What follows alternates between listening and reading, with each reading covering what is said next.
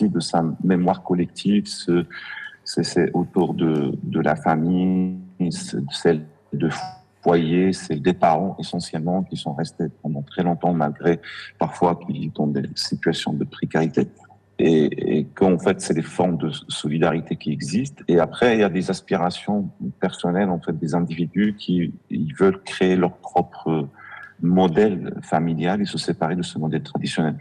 Maintenant, c'est là où ça devient intéressant, c'est que les, l'évolution de l'égalité, par exemple, en termes de hommes-femmes au Maroc, ne reflète pas une ne reflète pas ce que je dirais en fait une responsabilisation volontaire de la part des femmes. En fait, il y a un contexte dans lequel précarité, beaucoup de femmes vont aller sortir travailler, chercher du boulot, et contraintes par des conditions de vie.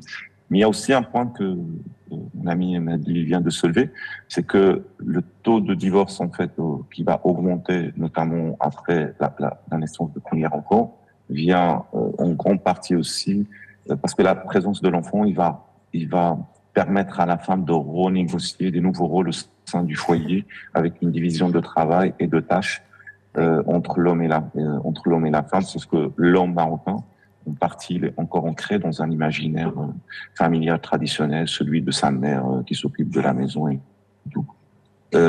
Or, la femme nouvelle, en fait, aujourd'hui, bien sûr pas toutes les femmes, il y a un certain modèle qu'aujourd'hui il est là, qui impose une forme d'égalité en fait de partage des tâches à l'intérieur de la maison et que ça va exploser essentiellement autour de la première année, associé aussi à une sorte d'égalité en fait de partage financier. Est-ce que c'est l'homme qui va dépenser? Est-ce qu'on fait 50-50, moitié-moitié, etc.